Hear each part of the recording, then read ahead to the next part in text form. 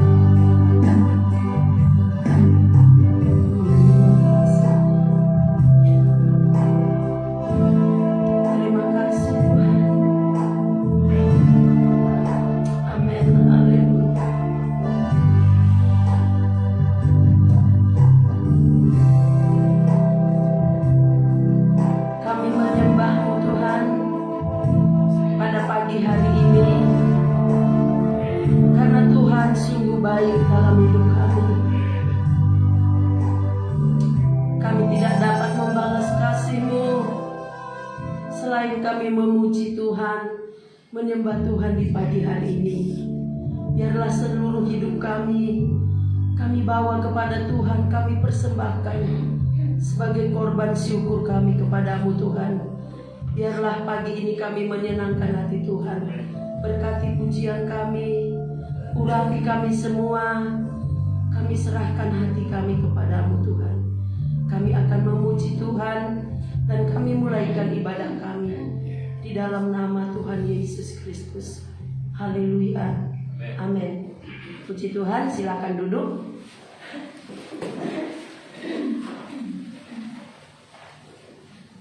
Kita menaikkan pujian kita. Kami berkumpul memuji-Mu.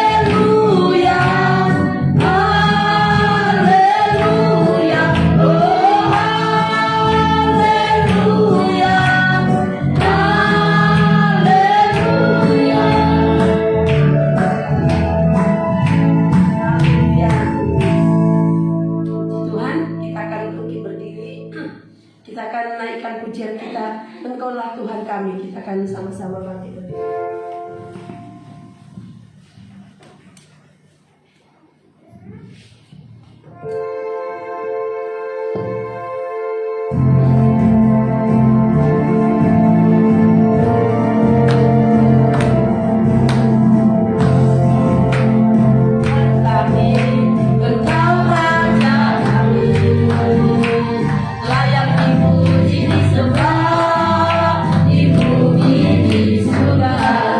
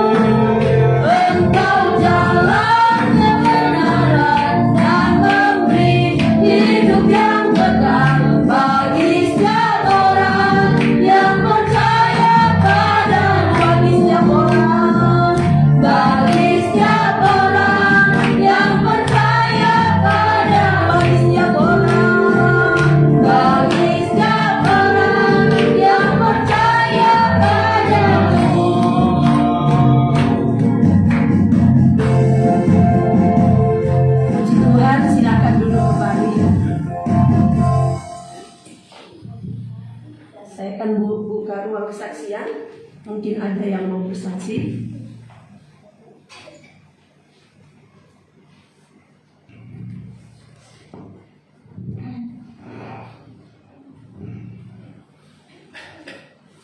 Ada yang bersaksi, Bapak Ibu?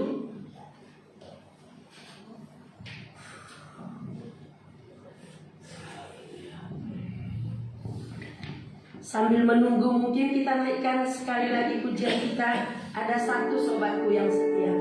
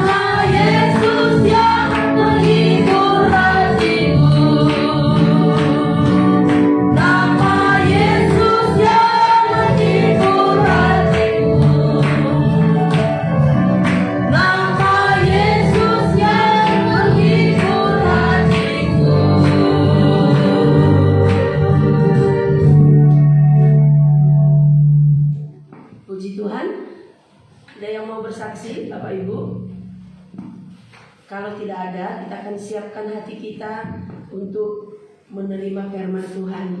Saya undang semua bangkit berdiri. Kita angkat pujian kita.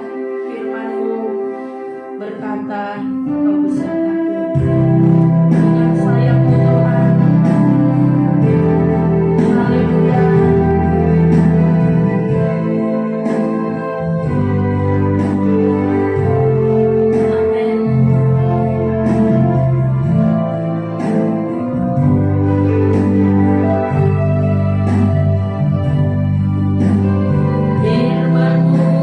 Berkata kau besertaku.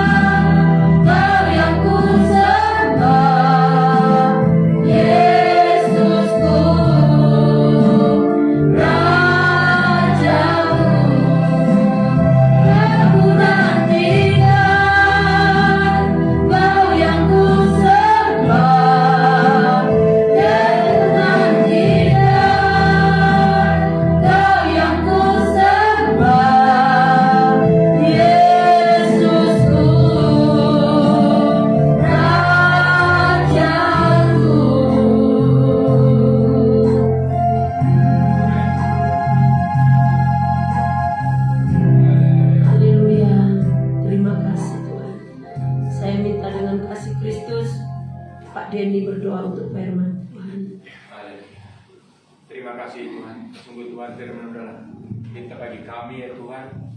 Kami tidak takut ya Tuhan. Karena kami bersamamu ya Tuhan. Engkau bersama kami ya Tuhan. Terima kasih ya Tuhan atas penyertaan-Mu sepanjang hari ya Tuhan. Saat ini boleh kami memuji-Mu, boleh kami menyembah-Mu, boleh kami meninggikan nama-Mu ya Tuhan. Kiranya puji-pujian ini Tuhan boleh menyenangkan hati-Mu ya Tuhan. Terima kasih ya Tuhan. Kami akan menerima firman-Mu ya Tuhan. Ini itu kami serahkan dalam tangan-Mu ya Tuhan. Kami angkat tangan kami ya Tuhan. Diserahkan dalam tangan-Mu hati pikiran kami. Yang boleh kami boleh mendengarkan firman-Mu ya Tuhan. Yang boleh menjadi pelita dalam hidup kami ya Tuhan Yesus. Terima kasih kami serahkan hamba-Mu yang akan menyampaikan firman-Mu Tuhan. Dalam fokus dalam kuasa-Mu Tuhan. Yang boleh kami yang mendengarkan, boleh kami diberkati ya Tuhan Yesus. Terima kasih ya Tuhan Yesus. Kami siap menerima berkat. Terima firman. Dalam nama Tuhan Yesus kami mengucap syukur. Haleluya. Amin. Silakan duduk.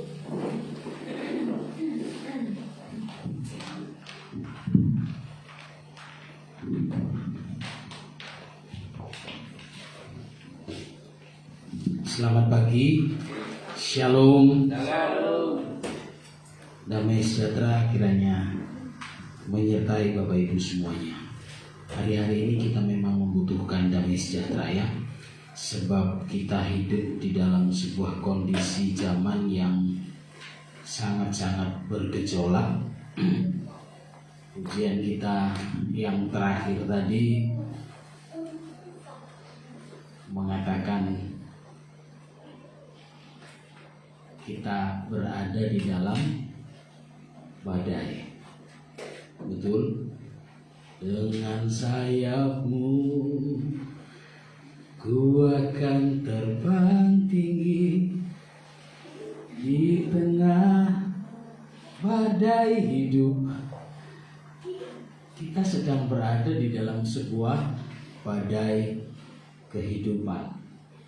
Bapak Ibu, kondisi ini kondisi yang dialami oleh semua orang se-Indonesia bahkan se-dunia ya. Sedunia berada di dalam keadaan yang sedang diterjang oleh badai. Yang kita butuhkan adalah damai sejahtera dari Tuhan. Damai sejahtera itu yang akan memampukan kita tetap tenang di tengah badai. Tidak mungkin kita tidak melewati badai, sebab kondisi ini sudah dijelaskan di dalam ayat-ayat Alkitab. Seluruh penulisan ayat-ayat Alkitab memiliki dampak dalam kehidupan kita. Kalau ada orang yang berkata, Pak, Alkitab itu kan ditulis ribuan tahun yang lalu, ya, karena Alkitab terakhir, kitab Wahyu itu ditulis sekitar tahun 80 Masehi. Jadi sudah berapa tahun? Sudah 1931 tahun yang lalu ya. Anggaplah seperti itu ya. Sudah ribuan tahun. Apakah masih relevan untuk sekarang kita hidup di dunia ini? Nah, ini yang akan kita pelajari. Ternyata Alkitab itu tidak pernah basi, tidak pernah tidak up to date, tidak pernah ketinggalan zaman. Dia selalu mengikuti perkembangan zaman, selalu mengikuti perkembangan kehidupan kita, dan dia selalu berkembang. Seperti yang ditulis di dalam Injil Markus pasal yang keempat.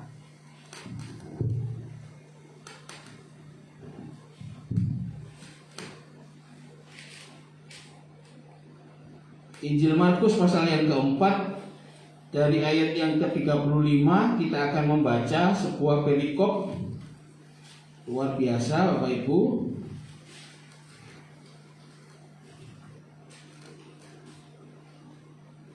Judulnya apa? Angin ribut diredakan. Dan ini adalah gambaran kehidupan kita di zaman sekarang ini. Kita sedang melewati badai. Kita baca pelan-pelan dan saya akan mencoba untuk mengeksposisi ayat-ayat ini buat kita mengerti bahwa Alkitab, firman Tuhan masih relevan dan dia masih menghibur kita sampai sekarang. Pada hari itu, waktu hari sudah petang, Yesus berkata kepada mereka, "Marilah kita bertolak ke seberang." Mereka meninggalkan orang banyak itu, lalu bertolak dan membawa Yesus beserta dengan mereka dalam perahu di mana Yesus telah duduk, dan perahu-perahu lain menyertai dia. Lalu mengamuklah taufan yang sangat dahsyat, dan ombak menyembur masuk ke dalam perahu sehingga perahu itu mulai penuh dengan air. Pada waktu itu Yesus sedang tidur di buritan di sebuah bilang. Maka murid-muridnya membangunkan dia dan berkata kepadanya, "Guru, engkau tidak peduli kalau kita binasa?" Ia pun bangun, menghardik angin itu dan berkata kepada danau itu, "Diam, tenanglah." Lalu angin itu reda dan danau itu menjadi teduh sekali. Lalu ia berkata kepada mereka, Mengapa kamu begitu takut? Mengapa kamu tidak percaya?" Mereka menjadi sangat takut dan berkata seorang kepada yang lain, "Siapa gerangan orang ini sehingga angin dan danau pun taat kepadanya?" Mari kita baca dan menikmati secara ekspositori ayat demi ayat. Ayat yang ke-35 menerangkan kondisi, keadaan yang ada saat itu. Pada hari itu, waktu hari sudah petang. Bapak Ibu yang dikasihi Tuhan, saya cuma ingin menyampaikan bahwa kita sekarang ini hidup di satu kondisi petang. Kita ada di sebuah zaman yang petang. Sebentar lagi gelap. Inilah keadaan kita. Ini yang harus kita sadari, kita berada di sebuah kondisi zaman yang sedang petang. Wis meh peteng, sudah mau gelap. Dimana ketika gelap itu menguasai, maka yang hanya ada suara tangisan, suara jeritan, teriakan, penderitaan. Menurut kitab Wahyu akan ada satu masa yang disebut masa Antikris. Masa di mana seorang antikristus berkuasa.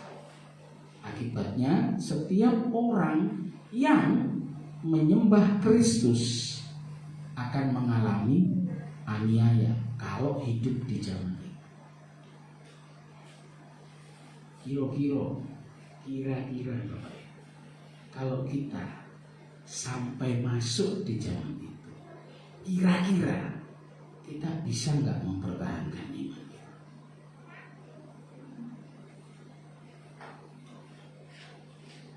Menurut kitab Wahyu, hanya ada satu sistem pemerintahan dan satu sistem ekonomi. Orang tidak bisa menjual atau membeli tanpa tanda dari antikris. Tanda itu ada di lengan dan di dahi. Ini masih banyak terjadi perdebatan, apakah tanda itu berarti sesuatu seperti chip gitu ya, kan ribut ya soal chip ya. Nanti satu waktu saya akan bahas ini. Ini bukan soal bendanya sebenarnya, tapi tentang sesuatu yang ada di dahi, sesuatu yang ada di tangan. Apa itu? Apa yang kita lakukan dan apa yang kita pikirkan. Kalau kita masuk di masa itu, kira-kira jujur pada diri kita sendiri saat ini melihat kehidupan kita, bisakah kita mempertahankan iman? Ini pertanyaan besar dan harus kita jawab melalui perbuatan. Kira-kira kita bisa nggak bertahan di masa ini? Belum kena corona wis liden, apalagi antikris.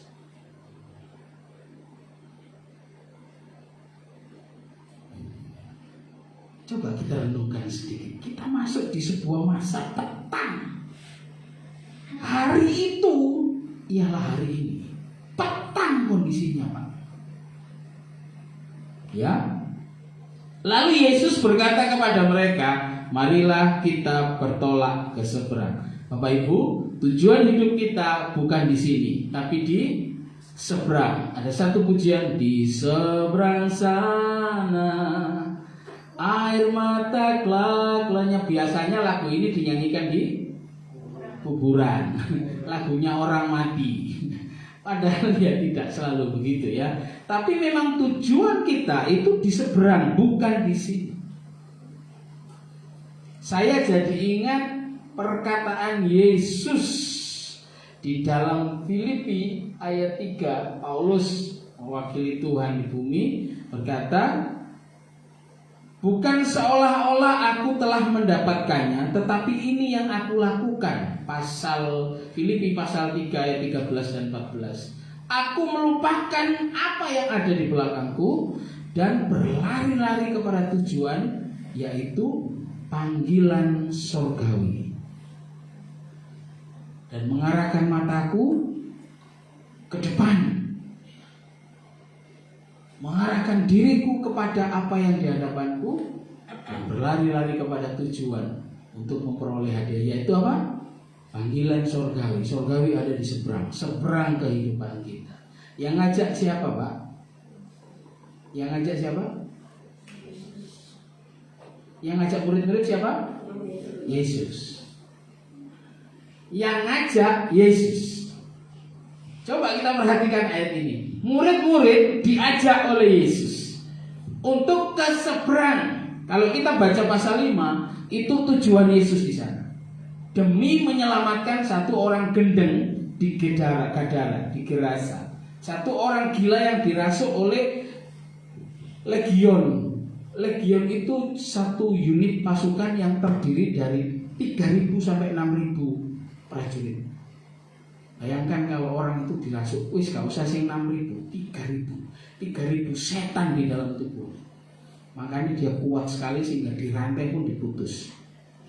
Untuk tujuan itu, tujuan kemuliaan nama Allah. Yang ngajak Yesus, yang diajak murid-murid. Mereka naik perahu, mereka meninggalkan orang banyak, mereka meninggalkan keramaian, mereka meninggalkan segala hiruk pikuk dunia itu, lalu bertolak membawa Yesus beserta dengan mereka. Yesus beserta dengan mereka. Saya garis bawahi ayat ini, kata ini, karena ini benar-benar punya pengaruh kuat.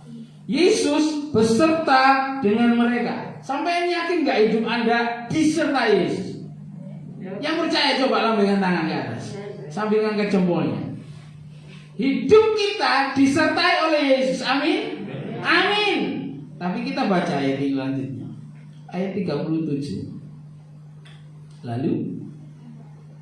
Lalu mengamuklah.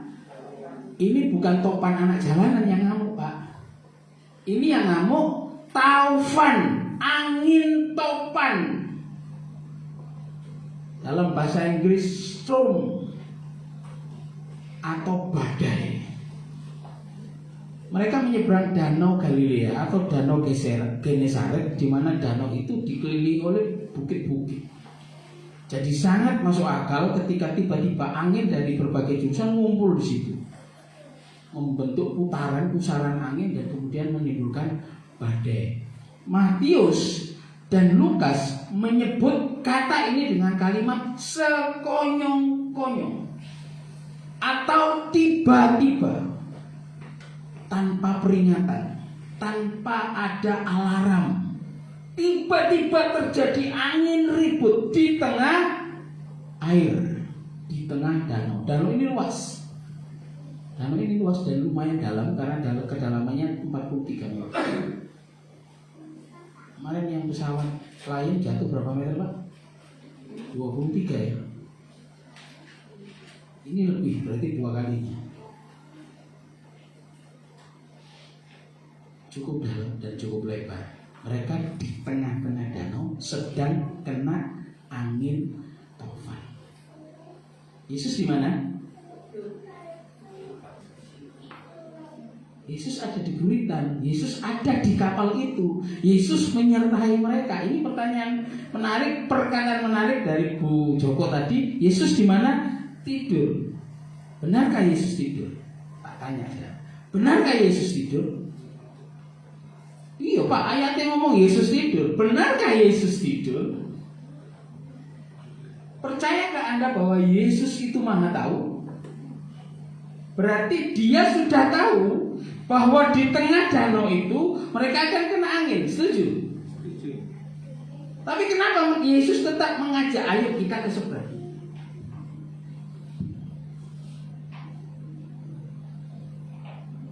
Bisa dijawab? Yesus Maha tahu. Yesus tahu persis di tengah danau nanti mereka kena angin itu. Yesus ada di perahu itu. Saya mau katakan begini Pak,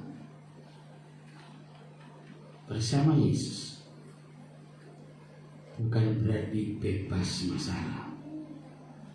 Bersama Yesus bukan berarti tidak ada persoalan, tidak ada tantangan. Bersama Yesus bukan berarti jalannya mulus, kayak jalan tol, stopan juga tidak ada, kecuali ada kecelakaan macet.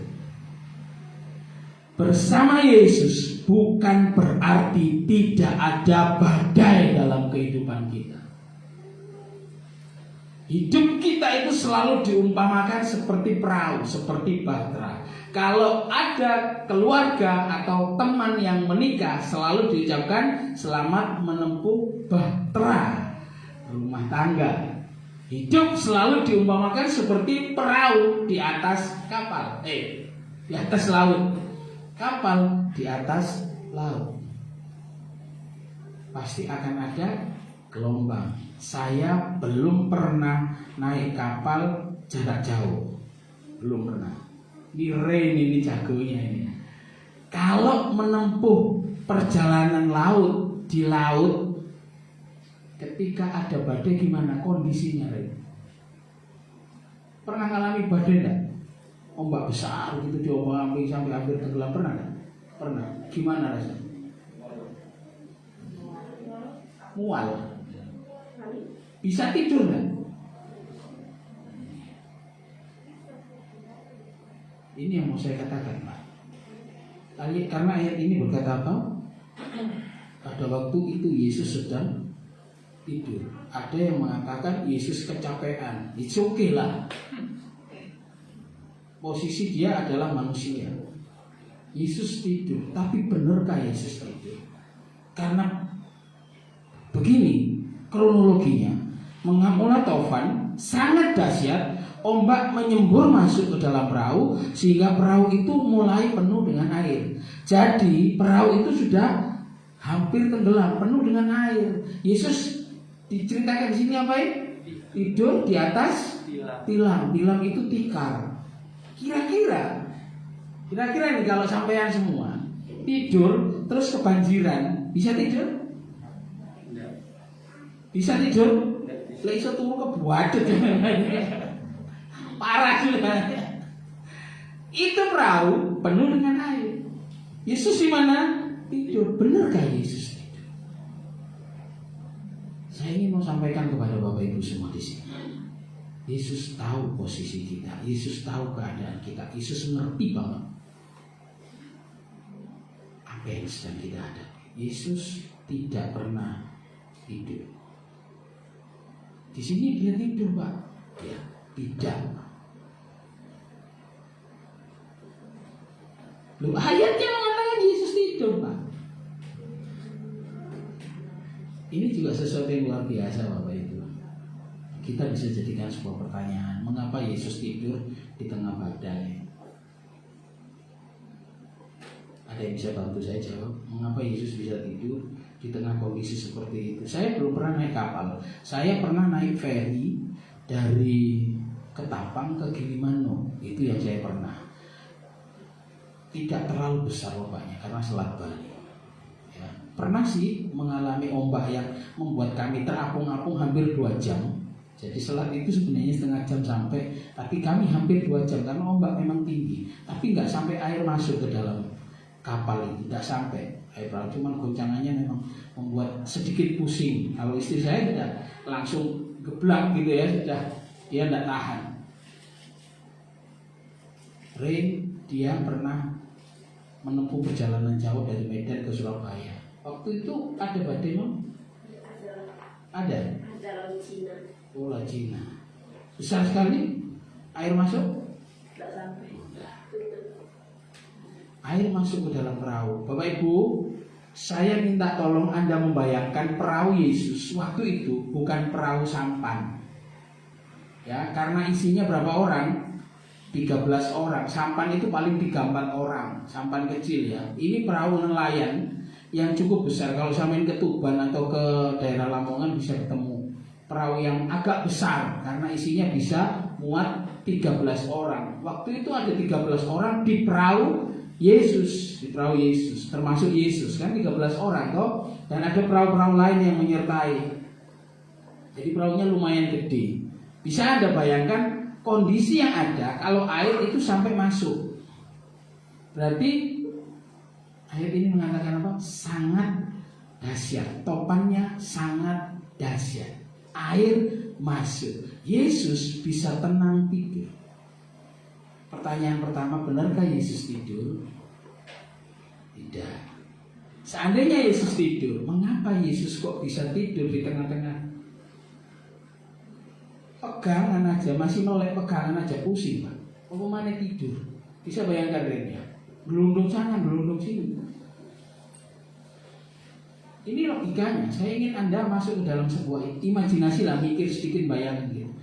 Ketika kapal diombang-ambingkan oleh ombak dan angin, ada sih cerita di Alkitab tidur, tapi di bawah, masuk ke bawah. Yunus ya, Yunus itu orang paling dablek se-Alkitab. Yunus ya paling dablek se-Alkitab ya. Di luar Alkitab saya tidak tahu, ada yang lebih dablek dari Yunus dan dablek. Disuruh ke Niniwe, perginya ke Tarsis loh. Niniwe apa? Tuhan loh. Makanya saya bilang Yunus orang paling dablek se-Alkitab. Ketika Niniwe diselamatkan, dia gondok sama siapa? Gondok sama Tuhan loh. Gowilah ini satu orang. Saya tidak bahas Yunus ya. Saya bahas Yesus. Yesus bisa tidur.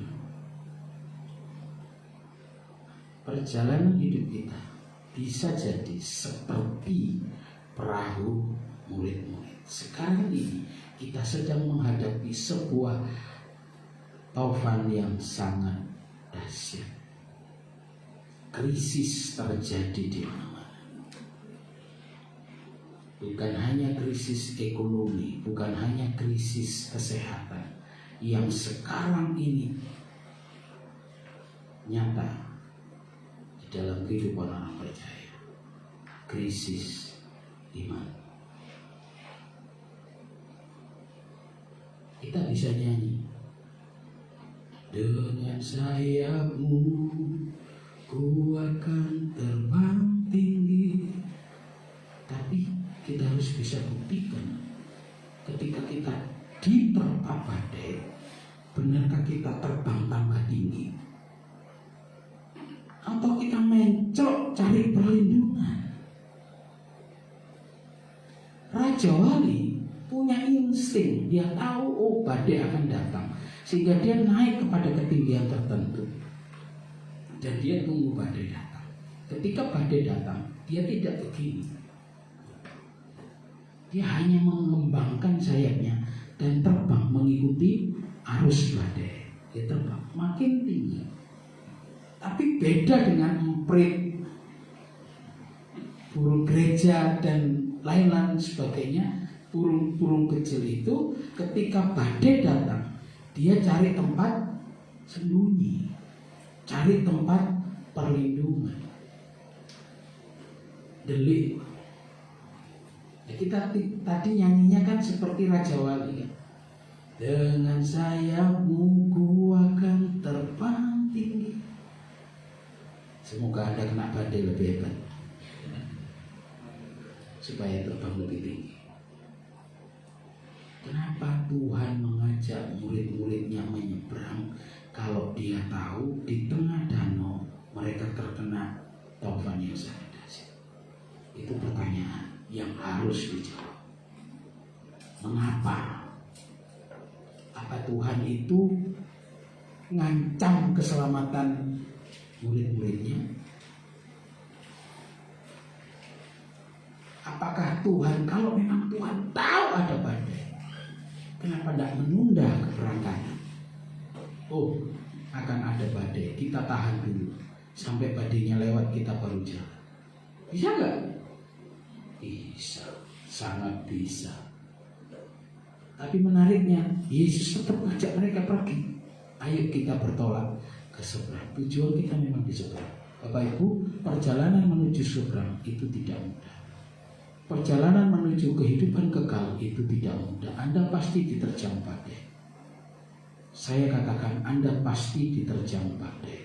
Badainya seperti apa? Masing-masing berbeda. Tapi akan terasa sama di dalam kehidupan kita. Badai, sesuatu yang sangat menakutkan, terjadi dalam kehidupan kita. Bersama Yesus bukan berarti tidak ada masalah. Supaya kita paham, supaya kita sadar, jangan Yesus itu dijadikan jimat. Paham? Ini orang-orang yang pernah pegang jimat tahu. Kalau kita pegang jimat, orang pegang jimat, yakin dengan jimat itu, wah tatak uripe. Kamu diopo. Kenapa? Karena ini andalannya.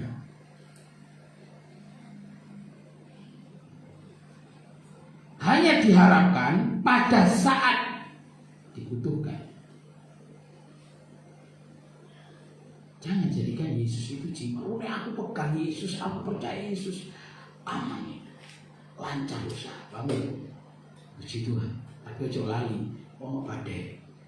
Murid-murid ini bersama Yesus, satu perahu dengan Yesus, tapi badai, topan yang sangat dahsyat tetap menyerang.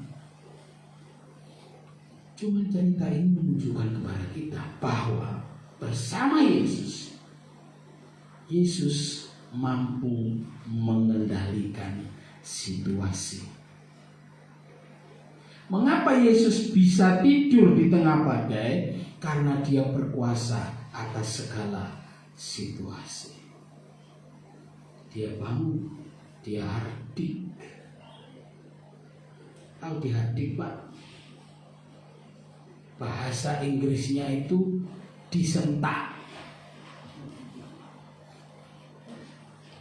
Oi, diam, tenang. Dihardik. Ya. Sampai pernah bentak? Bapak Ibu pernah bentak? Anaknya pernah dibentak? Pernah? Pernah ya? Apakah bentaknya? Itu bentak? Dim. Ya kan? Kira-kira kayak gimana? Leta, pernah dibentak ibu? Iya kok. Wah! Itu benar. Yesus bentak. Badainya dibentak. Dia tenang.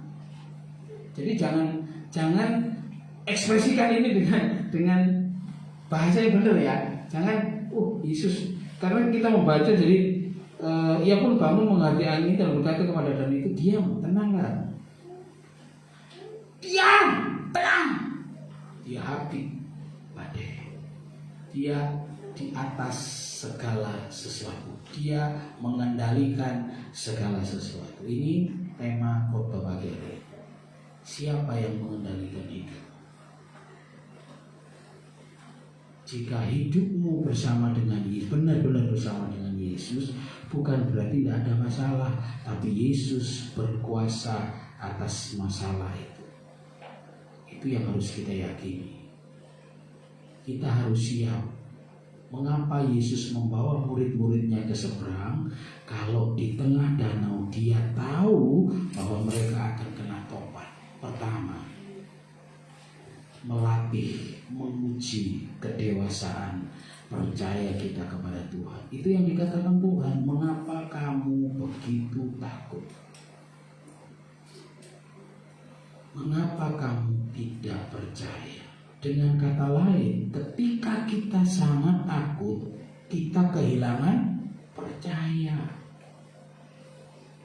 Ketika kita menjadi sangat takut, yang ada hanya kalut.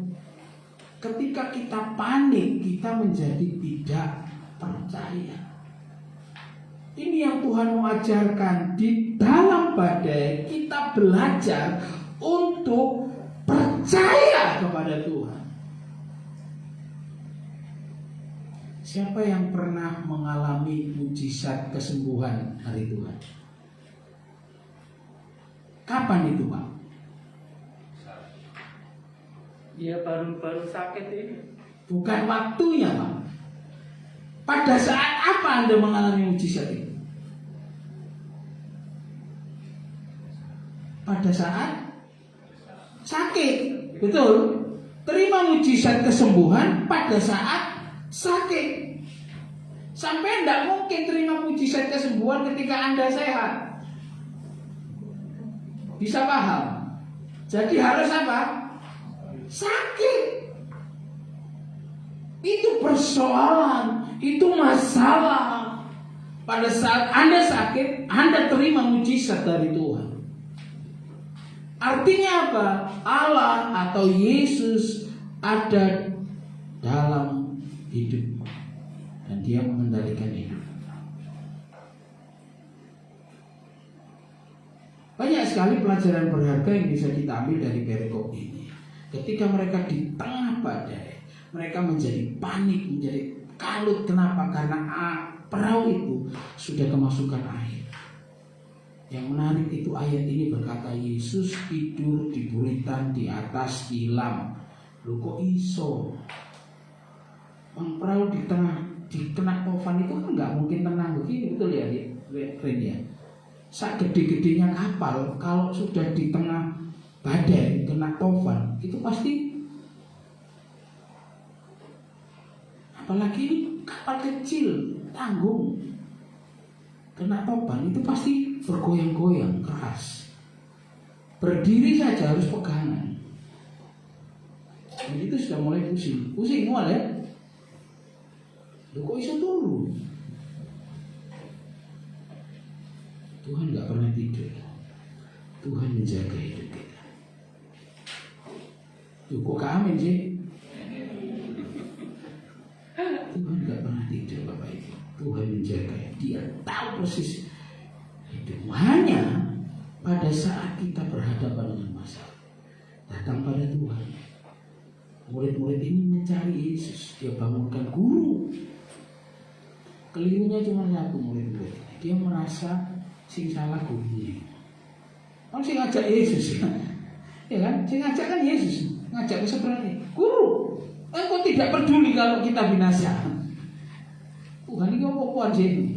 Terus ngajak kita pergi kok ditinggal turu kita di tengah badai. Kena topan kok malah ditinggal turu. Tuhan tidak pernah tidur, Bapak Ibu. Tuhan sedang menguji kekuatan, kedewasaan, keimanan kita kepada-Nya. Yang kedua, supaya kita mengandalkan Tuhan, mencari Tuhan. Murid-murid bandingkan Yesus hadir danau dan angin itu, dan angin itu reda, danau itu menjadi teduh sekali. Satu kenyataan dalam hidup ini, ketika hidup kita lempeng jalan aman, ayo jujur aja.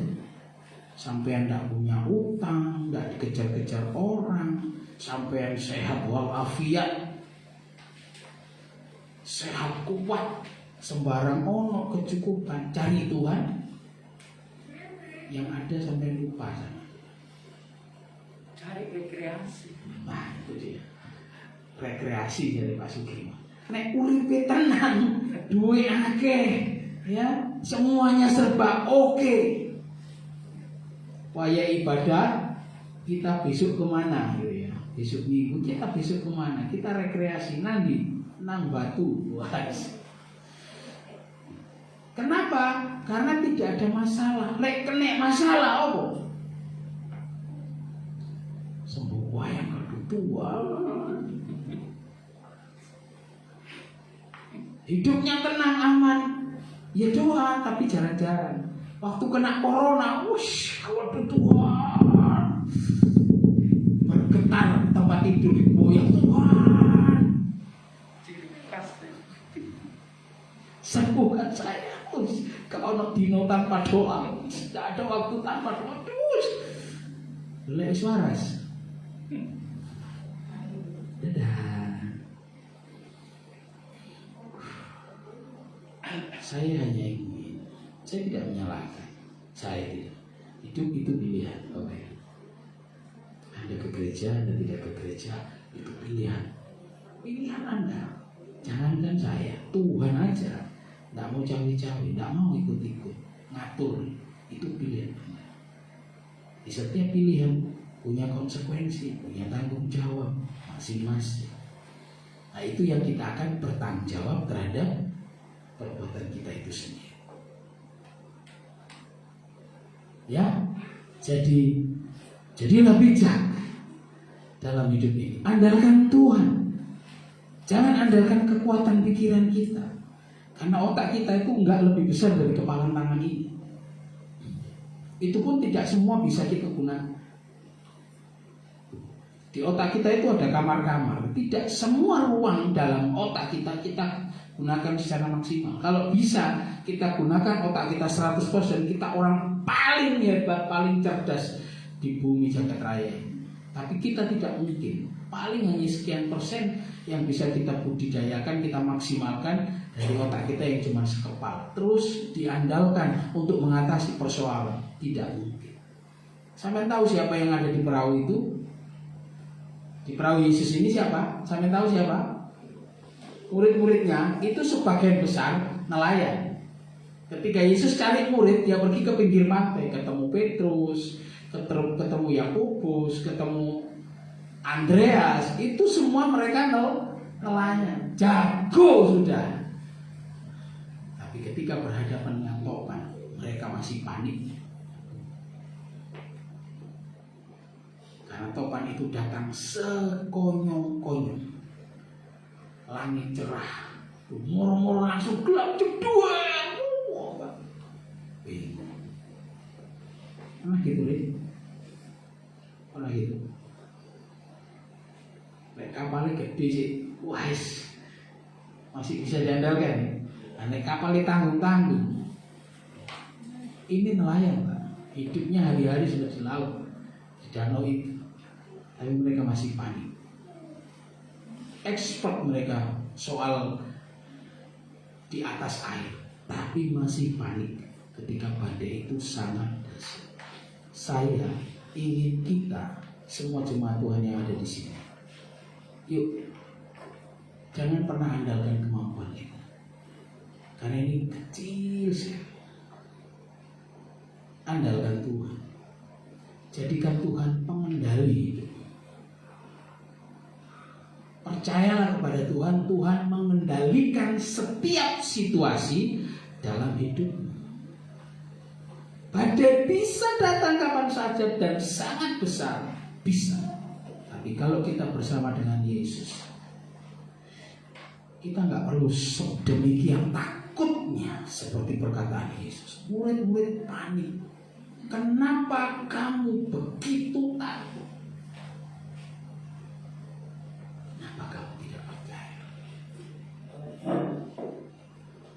Yesus menguasai keadaan. Yesus mengatasi situasi. Dia mengendalikan seluruh yang ada di atas muka bumi, termasuk hidup kita.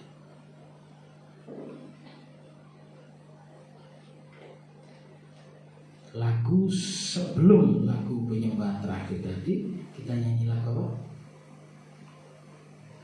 Apa mau? Ada satu sobatku yang setia. Bapak Ibu, saya ingin sekali jemaat Tuhan di sini. Nggak syukur nyanyi, nggak cuma nyanyi, tapi tapi mengimani Yesus kita itu setia dan dia adalah sahabat sore. Tak pernah dia tinggalkan diriku, dia tidak pernah pergi dari itu. Di waktu aku susah, waktuku sendirian, seolah-olah kita sendirian, seolah-olah tidak ada yang peduli. Dia selalu menemani diriku. Dia ada di setiap situasi. Pegang dia jadi pengendali hidup. Pegang dia jadi pemimpin dalam hidup. Engkau bisa mengalami situasi yang membuat kita panik, takut, situasi yang sangat mencemaskan seperti kondisi kita saat ini. COVID-19 mengharu-birukan dunia. Udah banyak dunia yang kolaps, Pak. Udah banyak dunia yang setengah bangkrut karena ekonominya hancur gara-gara corona. Saya sempat berbincang-bincang dengan seseorang pedagang. Gimana? Waduh, sudah jauh Pak seperti ini. Jauh sekali. Dulu Pak, sebelum corona, saya masih bisa pulang bawa uang 500-700. Sekarang buat beli bensin aja susah.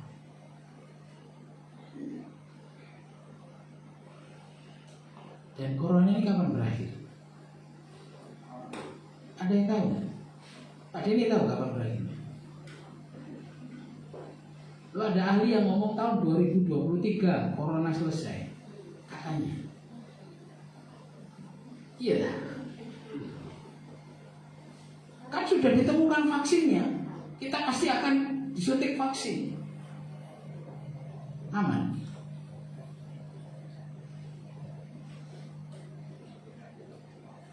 Misalnya ya, anggaplah 2023 itu tidak ada corona, wis hilang corona. Itu berarti masih 2 tahun lagi. Lu masuk 2 tahun lagi sampai gak nang gereja.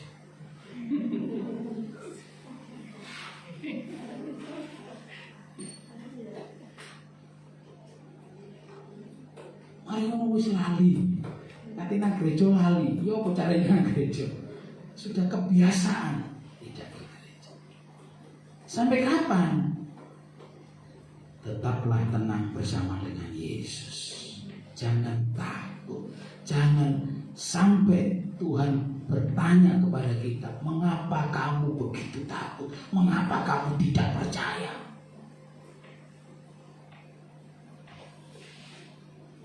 Tuhan itu adalah gunung batu dan perisai yang memagari kita.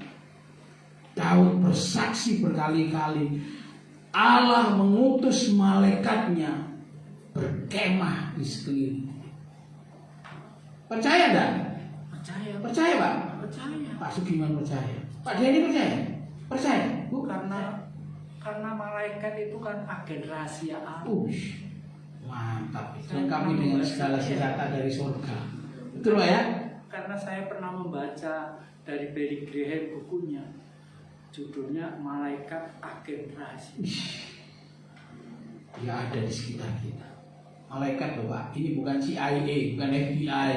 Ini malaikat. Kalau dia berkemah di sekeliling kita, lu kok sampai ngerti? Sampai percaya kok. Lah kok sih ngerti? Nah, kita harus berhikmat Pak. Haleluya. Sekali lagi saya bilang itu pilihan. Ya, itu pilihan dan saya tidak akan intervensi. Jangankan saya, Tuhan aja ada intervensi. Tapi kita yang paham betul, kita yang orang-orang yang benar-benar tidak takut kepada segala sesuatu karena yakin penyertaan Tuhan, kita tunjukkan melalui perbuatan. Ya. Jangan cuma bilang aku mau hidup mati untuk Tuhan. Corona wedi hidup mati untuk Tuhan. Baru corona. baru sebuah ancaman yang belum benar-benar jadi. Mungkin kena, mati enggak. Pak Sugiman kena ya? Mati Pak? Enggak. Pak Ratno kena, seger buger. Bapak Ibu yang saya kasih dalam Tuhan Yesus, ketakutan kita itu membunuh iman. Saya tidak akan ulangi perkataan ini. Saya tidak akan memaksa Anda untuk datang ke gereja. Tidak, itu pilihan Anda. Tapi saya mau bilang ketakutan itu membunuh iman. Ketika kita mau berangkat ke gereja itu gampang karena usul kena corona dan sebagainya. Tuhan, itu yang dikatakan Tuhan Yesus. Mengapa kamu begitu takut? Mengapa kamu tidak percaya? Ada satu ayat yang berkata, ketika anak manusia itu datang, adakah dia mendapati iman di bumi? Mari kita jawab. Ingat, cinta itu harus dibuktikan, betul nggak? Setuju? Setuju? Cinta itu harus dibuktikan. Setuju? Ojo ngomong cuma I love you. Tapi kalau bukti ini, I love you Tuhan. Aku percaya menyerahkan hidupku untukmu, mati hidup untuk Tuhan, hidup untuk Kristus, mati keuntungan. Baru ancaman kecil, Pak. Corona ini hanya sebuah wabah kecil yang akan disusul dengan wabah yang lebih besar. Saya tidak mendoakan ini terjadi, saya berharap tidak pernah terjadi. Tapi Alkitab sudah ngomong, kuda kuning, hijau, kuda pucat itu sudah dikeluarkan roh membunuh. Dari wabah itu sudah berjalan dan akan ada wabah-wabah berikutnya yang lebih besar. Apakah kita ngonani, kita kedapatan itu? Nggak tahu. Tapi kalau kita dapat gimana? Kita siap. Hidup kita ini untuk Tuhan. Kalau kita sampai mati, Tuhan dimuliakan. Kita sedang menuju ke seberang untuk menyatakan kuasa Tuhan. Ingat, akhir perjalanan murid-murid itu di Gedara. Gerasa di pasal 5. Gerasa. Di Gerasa itu Tuhan menyelamatkan satu orang. Untuk satu orang ini Tuhan rela mengambil resiko keselamatannya dan keselamatan murid-murid. Di sini kemuliaan Tuhan dinyatakan. Murid-murid itu melihat sendiri orang gila itu datang dari pekuburan. Dia sangat kuat karena Alkitab mengatakan dia dirantai bolak-balik, rantainya diputus. Kenapa? Ada ribuan roh jahat yang ada di tubuh. Itu harus diselamatkan. Tujuan Tuhan memakai kita melewati badai, melihat mujizat, mengalami kuasa Allah untuk bekerja bagi Tuhan. Sebentar lagi malam, sudah ada di petang hari. Badai bisa ada di mana saja. Badai bisa di malam hari, badai bisa di siang hari. Kalau badai itu terjadi di malam hari, lebih mana?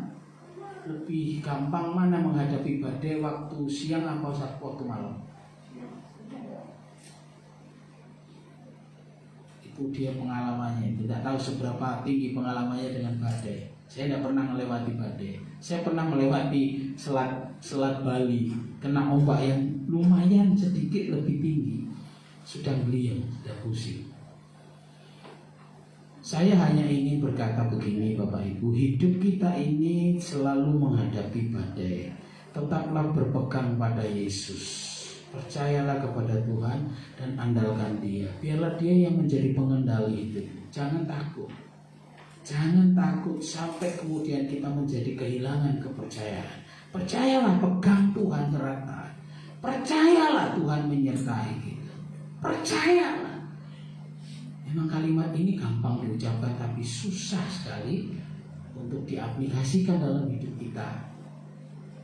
Ketika justru kita menghadapi persoalan berat sekali. Kenapa? Logika kita turut serta bermain di sana. Makanya sering saya katakan, untuk Tuhan berurusan dengan iman, tolong tanggalkan logika kita, pakai iman, percayalah kepada Ayat ini terjadi ribuan tahun yang lalu, tapi ini relevan sampai hari ini. Tuhan mengendalikan badai di hidup. Tuhan bisa berkata, hei diam, tenang, semuanya tenang. Kenapa Tuhan izinkan kita melewati badai? Kita belajar untuk mengandalkan Tuhan. Kita belajar untuk percaya kepada Tuhan. Sebab ketika hidup kita ini tenang-tenang saja, kita kehilangan pegangan. Jujur, kita kehilangan pegangan kepada Tuhan. Pegangan kita mulai mengendur, semakin lama semakin mengendur. Tidak erat lagi berpegang pada Tuhan, tapi mulai mengendur, mulai asik dengan keberhasilan kita, mulai asik dengan kenikmatan yang kita terima. Tuhan harus goncang hidup kita supaya kita berpegang erat lagi kepada Tuhan. Bangunkan Yesus, Tuhan tolong kami binasa. Tuhan bisa hadir masalah itu hanya dalam sekejap. Berharaplah, bergantunglah, dan buat Tuhan sebagai pengendali hidup. Itu artinya pasrah bonggoan. Pasrah bonggoan. Bahasa Jawanya pasrah bonggoan. Wis mbuh sampeyan ngerti apa gak? Pasrah sudah wis, nyerah sama Tuhan. Dan Tuhan mengendalikan hidup. Tidak akan dibiarkan satu lembar rambut jatuh. Yakin? Ayatnya ada itu. Tidak selembar pun rambut jatuh tanpa seizin Tuhan. Sampai sebegitunya loh Pak. Apalagi hidup nyawa. Berarti kalau sampai terjadi sesuatu buat kepadaku, kepada hidupku, itu Tuhan izinkan. Karena Roma 8 ayat 28, saya ulang lagi. Allah turut bekerja dalam segala sesuatu. Untuk apa? Mendatangkan kebaikan bagi orang yang mengasihi. Anda mengasihi Tuhan? Jangan takut kena badai, karena Tuhan menyertai hidupmu dan hidupku. Dan Tuhan pasti membuat badai itu sesuatu yang baik buat kita. Diceritakan di Alkitab menjadi kesaksian. Murid-murid itu menyaksikan dengan matanya sendiri, sehingga mereka heran gumun. Sopo ngikir sampai badai pun taat sama Yesus. Kita hebat, badai taat sama Dia. Kalau kita berjalan bersama Yesus, badai hidup kita pun akan diredakan. Bukan berarti tidak ada badai loh ya, jangan salah paham. Bukan berarti tidak ada badai. Kalau ada badai, badainya diredakan oleh Tuhan. Kenapa? Tuhan mengasihimu dan mengasihi. Amin. Dengan sayapmu ku akan terbang tinggi. Mari kita bangkit berdiri. Kita persiapkan hati untuk menyembah Tuhan, mengandalkan, bergantung pada Tuhan. Jadikan Tuhan pengendali hidup, sehingga kita tidak punya rasa takut, tidak punya rasa ketakutan yang begitu hebat, sampai-sampai kita tidak percaya kepada Tuhan. Tolong musik. Kita pujikan jalan hidupku tak selalu pelangi sehabis hujan. Memori 7 main di sini. Sudah dari situ jauh.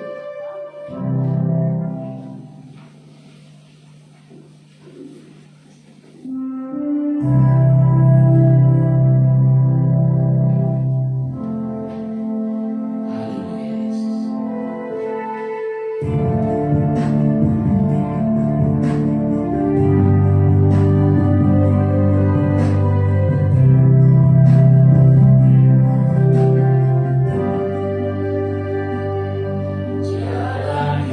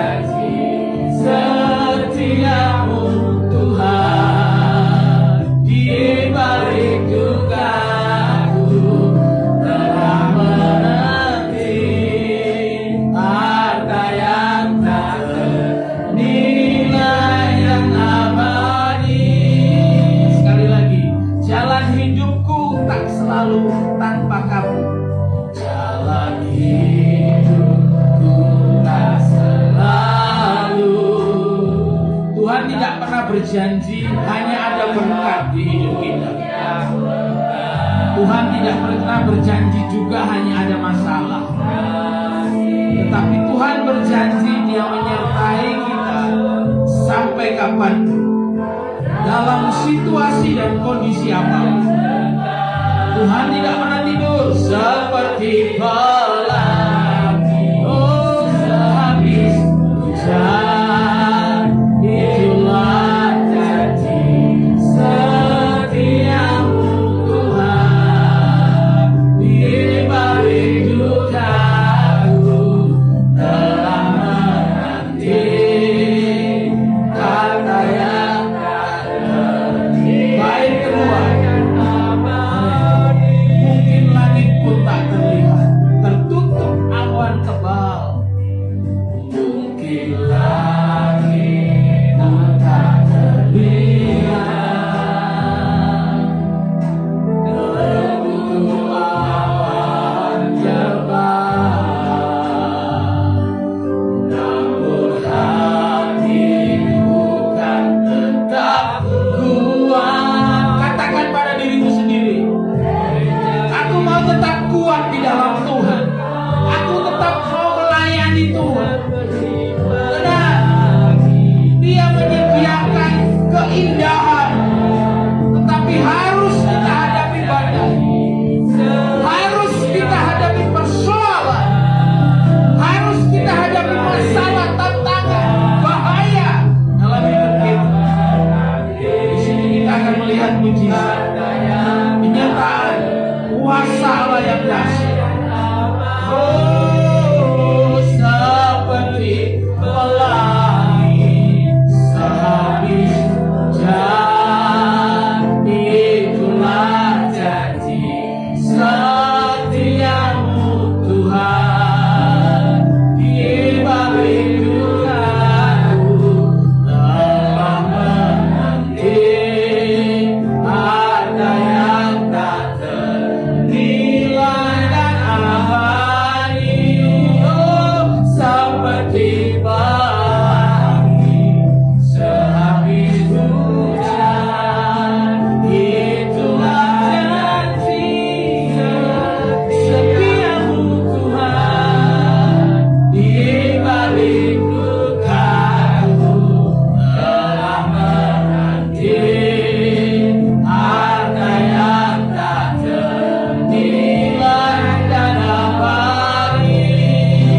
Di balik dukaku telah menanti harta yang tak ternilai dan abadi.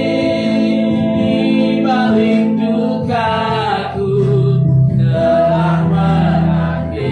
Ini yang kita imani. Haleluya. Tuhan menyiapkan harta yang tak ternilai bagi orang-orang yang percaya kepada-Nya, mengandalkan Dia, menyatakan cintanya dalam sebuah perbuatan yang kelihatan. Terima kasih Tuhan. Terima kasih Tuhan. Terima kasih Bapa. Janji penyertaan-Mu kami imani. Kami percaya Engkau tidak hanya sekedar mengutus malaikat-Mu, tetapi Engkau sendiri berjalan bersama dengan kami. Kami tahu kami akan menghadapi masalah badai, tapi kami yakin bahwa Engkau sanggup mengatasi badai, membuat kami melihat mujizat demi mujizat di dalam kehidupan kami. Satu hal yang kami minta Tuhan, kuatkan iman kami pada saat kami menghadapi badai, supaya kami tidak kehilangan kepercayaan, menjadi begitu takut terhadap persoalan kami, tapi kami percaya pada pertolongan Allah yang menyelesaikan segala sesuatu, sebab Engkau adalah pengendali hidup kami Tuhan. Meteraikan firman-Mu Bapa jadi sebuah kekuatan hebat di dalam diri kami, sebab kami tahu bahwa kami akan terus menghadapi persoalan demi persoalan, tantangan hidup, keadaan zaman. Karena itu kami mencari Engkau dan mengandalkan Engkau, supaya kami yakin supaya kami tetap berada di dalam Engkau Tuhan. Masuklah dalam perahu hidup kami Tuhan, dan jadilah pengendali di dalam kehidupan kami, rumah tangga kami, keluarga kami, pekerjaan kami, segala hal, supaya kami melihat mujizat-Mu terjadi dalam hidup kami. Tidak hanya hari ini, tidak hanya kemarin, tetapi juga di waktu-waktu yang akan datang. Apapun yang terjadi, kami mau tetap percaya kepada Tuhan. Terima kasih Bapa, dalam firman-Mu ini termeterai dalam diri kami, menancap kuat, tidak hanya di ingatan kami, tapi di hati kami yang paling dalam, supaya ketika hal-hal buruk terjadi, kami percaya Tuhan tidak pernah tidur. Terima kasih, dalam nama Yesus kami berdoa mengucap syukur. Haleluya. Amin. Silakan duduk.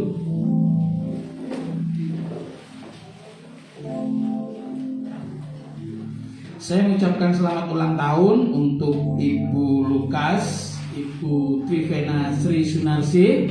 Tetap di dalam perlindungan Tuhan, sehat, bahagia, dan diberkati Tuhan. Juga selamat ulang tahun untuk keluarga Bapak Dadang. Ya, kalau beliau melihat ibadah pagi hari ini, ya semoga keluarga terus diberkati Tuhan di dalam kebahagiaan, kesehatan, keberhasilan, dan juga kesetiaan. Nama Tuhan dipermuliakan. Pengumuman gereja, kita kembali beribadah. Bapak Ibu, sebelum saya sampaikan ini, saya mau tanya, apakah sudah mendownload Google Meet?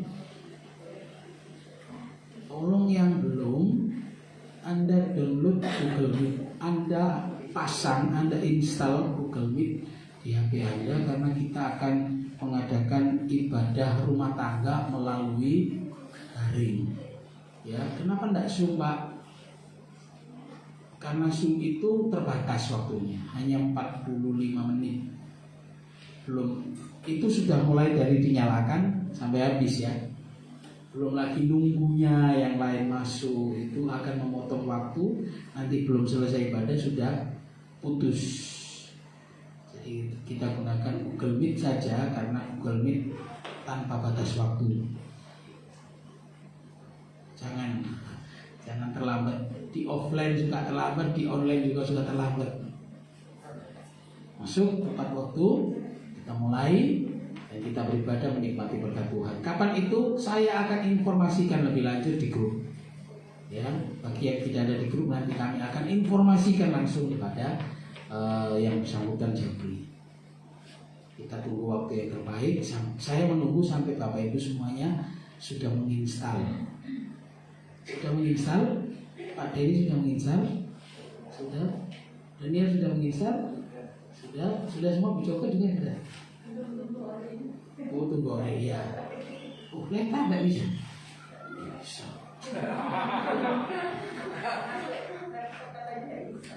Oh, iya, baik. Saya tunggu sampai semuanya dapat, dan kalau sudah, tolong share di grup supaya saya tahu ya, dan kita bisa mulai. Ya, selambat-lambatnya bulan depan kita sudah mulai. Kalau bisa lebih cepat ya lebih baik. Nanti kita bisa bergilir melayani ujian seperti dulu ya Pak ya, seperti kita offline, kita melayani bergantian. Oke, Pak Sugiman siap? HP-nya bisa diinstal Google Meet ya Pak ya. Nanti saya share alamat linknya untuk kita bisa bersama-sama beribadah memuliakan nama Tuhan. Sabtu dimulai dengan doa puasa jam 11:30 siang, lalu dilanjutkan dengan ibadah Sabtu ceria, ibadah anak jam 4:30 sore. Udah ngumpul ya, biasanya memang dimulai jam 5:45, jam 5:10 gitu ya, tapi 4:30 ngumpul. Kemudian dilanjutkan dengan ibadah pra remaja, sambung dengan ibadah pemuda malamnya. Dan minggu depan kita kembali beribadah hari Minggu di tempat ini. Pelayan pujian dilayani oleh Ibu Tris bersama dengan kedua putrinya. Itu pengumuman dari saya. Selanjutnya saya kembalikan kepada Ibu Gembala. Tuhan Yesus memberkati.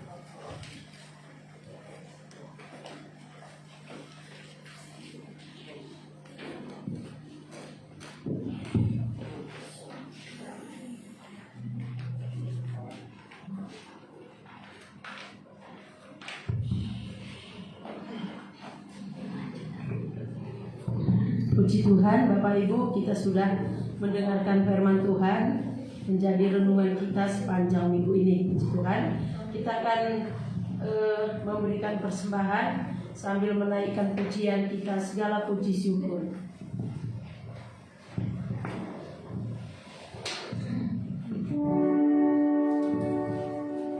Nanti saya minta selo sama silakan.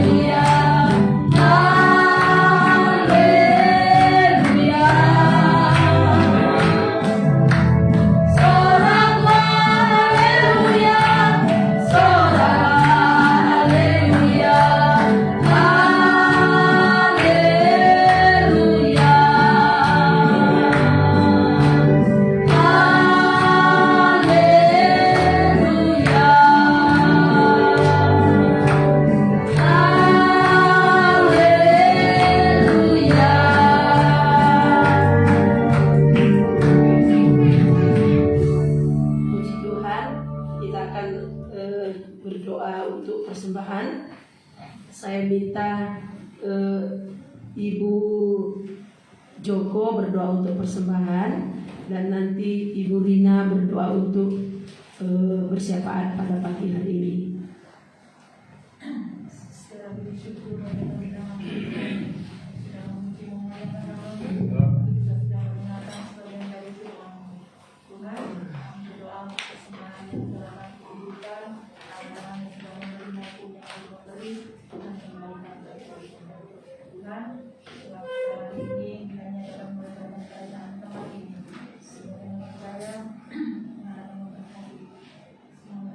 Terima kasih Tuhan, serahkan persembahan ini hanya di dalam nama Tuhan Yesus.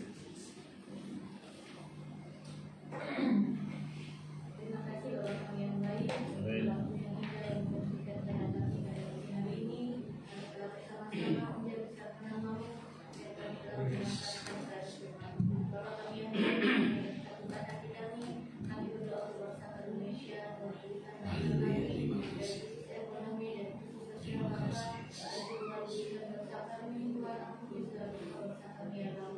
Tuhan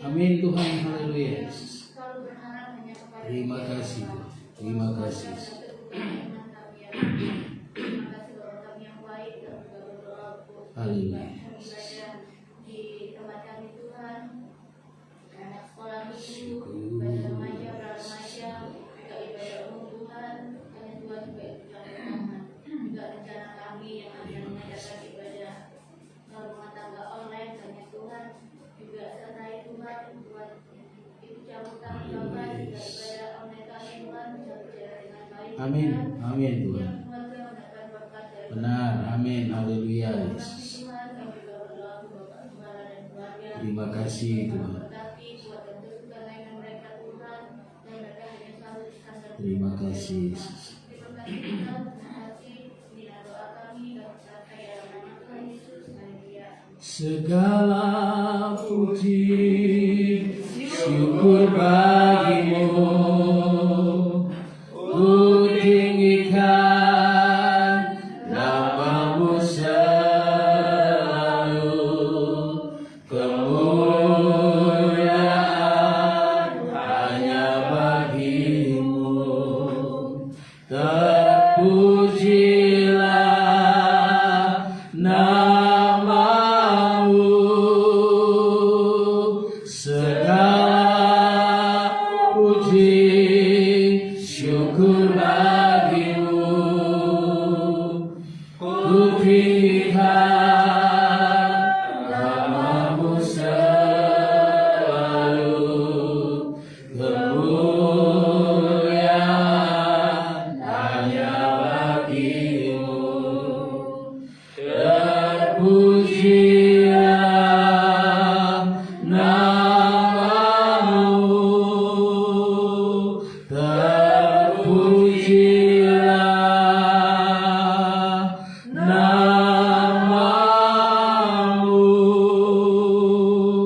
Kami mengucap syukur padamu Tuhan. Puji syukur kami naikkan hanya bagi Tuhan Allah semesta alam yang memimpin dan yang menguasai hidup kami. Terima kasih telah memberkati kami dalam ibadah ini, dan kami sebentar akan pulang meninggalkan rumah-Mu kembali ke rumah kami masing-masing.